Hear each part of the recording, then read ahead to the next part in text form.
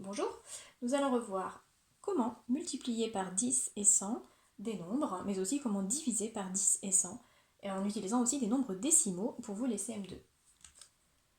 Depuis le CE2, je vous ai appris que lorsque l'on avait un nombre et qu'on le multipliait par 10, celui-ci grandit d'une colonne tout simplement parce que si j'ai 2 tickets et que tout d'un coup dans un problème ou dans une petite histoire on me dit que j'ai 10 fois plus, 10 fois 2 tickets, si je multiplie par 10 ce nombre, je vais avoir tellement de tickets que je vais pouvoir fabriquer des carnets. Et si j'ai 10 fois 2 tickets, je vais pouvoir fabriquer 2 carnets. D'accord ? Quand on multiplie par 10, dès qu'on fait des paquets de 10, on grandit d'une colonne. Fois 10, encore fois 10, c'est-à-dire fois 100, et encore fois 10, c'est-à-dire fois 1000. Si j'ai 1000 fois 2 tickets, je vais avoir 3 colonnes de plus, fois 10, fois 100 et fois 1000. 2 fois 1000 fait bien 2000. Ça, vous en avez l'habitude depuis le CE2.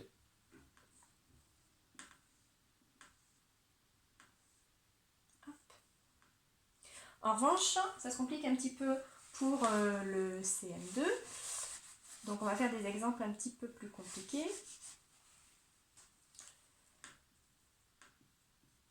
Si j'ai 24 et que je veux le multiplier toujours par 10, donc une colonne, on déplace chaque rang d'une colonne, hop, ça va me donner 240. Là, pas de problème.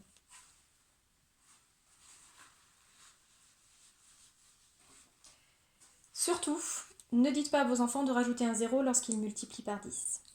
Ça marche au CE2, ça marche au début du CM1, mais ça ne marchera plus en CM2. Ça marche pour tous les exemples que je vous ai montrés depuis tout à l'heure. 2 fois 10, ça fait 20. Oui, d'accord, j'ai rajouté un 0. Ça ne marche plus après lorsqu'on prend des nombres décimaux. Si je fais, par exemple, hop, allez,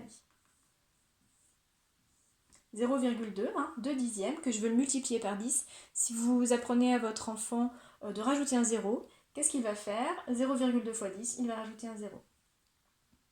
Or, ce n'est pas ça la bonne réponse du tout. On sait que pour multiplier par 10, il faut avancer d'une colonne vers la gauche. 0,2 multiplié par 10, c'est égal à 2 unités. En effet, bon, normalement la CM2 devrait s'en souvenir, mais 0,2 c'est la même chose que 0,20. Dans 0,2 il y a 2 dixièmes, dans 0,20 il y a aussi 2 dixièmes, il y a 0 centième, donc c'est exactement la même chose.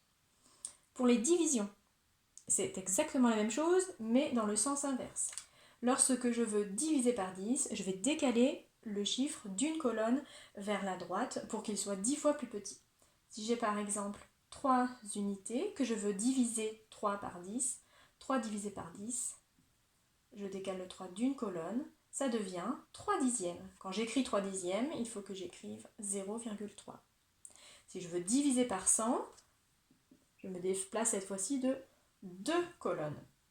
3 divisé par 100, c'est égal à 0,03, c'est-à-dire 3 centièmes. Voilà.